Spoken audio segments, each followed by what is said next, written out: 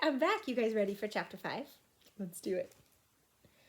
We were prisoners in the cave, but something was funny. No one was treating us like prisoners. We were kind of like guests of honor. Nat Lee brought us shirts and pants, kind of things made out of like skin and fur. Josephine brought us hot vegetable soup in wooden bowls. I guess this isn't so bad after all, said Fred, slurping down the last of his soup. I guess they don't need much of our help with fire and cooking and clothes. You know, all that stuff we thought we were going to teach them. So why are they keeping us here and treating us so nicely? Said Sam. I have an idea why, but I don't think I should tell you guys. Let's think, I said. A picture of a cave painting got us here, so a cave painting might get us home. We're already in a cave. All we have to do is find the cave painting. How about back there? Said Fred, nodding towards the shadows at the back of our cave. Prehistoric people believed paintings had magical powers to control things like animals they hunted, said Sam.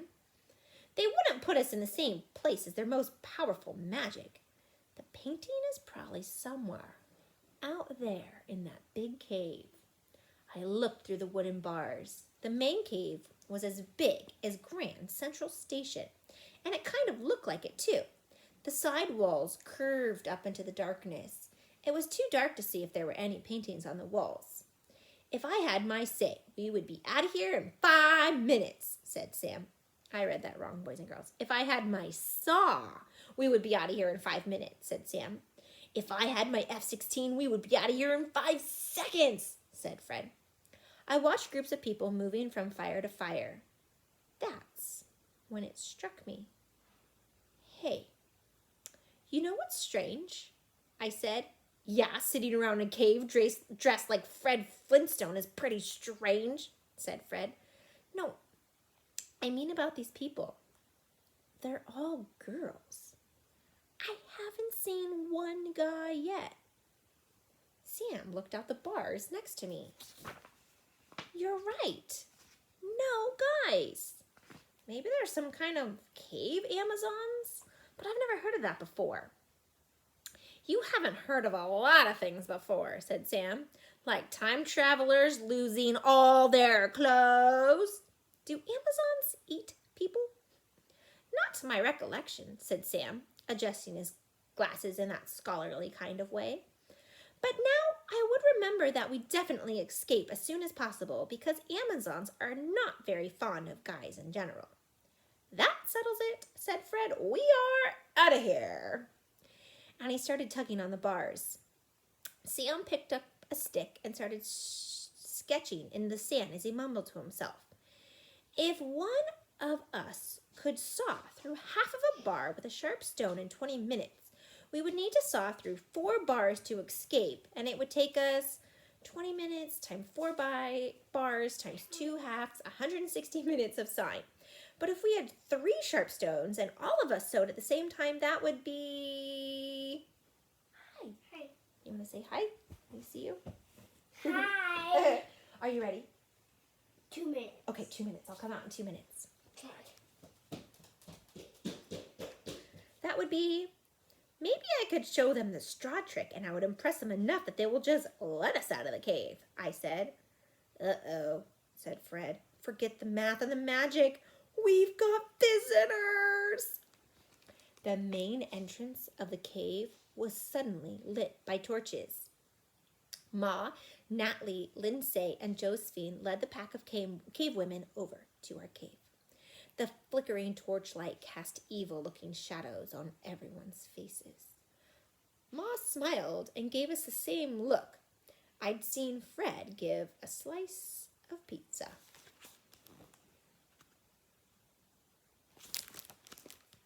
Ma motioned. The wooden bars swung up into the darkness. The cave women surrounded us, and we followed Ma towards the entrance. If you see a cave painting, you gotta make a run for it, I called over my shoulder to Fred and Sam. Shh, said Fred. Don't tell them our plan. Nat Lee walked next to us and smiled. It doesn't matter, said Sam. They can't understand what we're saying. We could tell them we were planning to run away, or we could tell them the Pledge of Allegiance. It would all sound the same to them. Okay, Lindsay? Lindsay nodded and smiled. Okay. Fred started thinking. You could always tell when Fred's thinking because he sticks his tongue out. They don't understand what we say, but they do understand how we say it. I've got it. We approached the entrance and saw the reddish-orange light of sunset across the sky. Someone was slowly beating a drum. Boom, boom, boom. It's the oldest trick in the book, said Fred. Not that, oh, look, there's something on your shirt, gagged, said Sam. No, not that, said Fred. The old, what's that behind you trick. The drum beat louder, doosh, doosh, and a little bit faster, doo, doo, doo. I don't get it, I said. They won't understand what we're saying, but they will understand how we're saying it. So, I said, trying to ignore the drum beat, when I give you guys the signal, I want us all to point to the left and look scared out of our minds and yell, "Oh no, a woolly mammoth," said Fred. When they turned to look left, we run to the right. Natalie, Lindsay, and Josephine walked next to us, watching Fred closely, trying to understand his word. This is so stupid, said Sam. It will never work. It's too simple. Do you have a better idea? Said Fred. Ma led the way out of the cave. The sky glowed an amazing orange and purple in the west. A full yellow moon was just beginning to rise in the east. 2 women pounded the beat on a huge drum. A crackling fire blazed in the middle of a circle of stones. The flames shot up 10 feet high and sent sparks flying up out of sight. The drums went faster. Sam looked at Fred. The drum beat faster.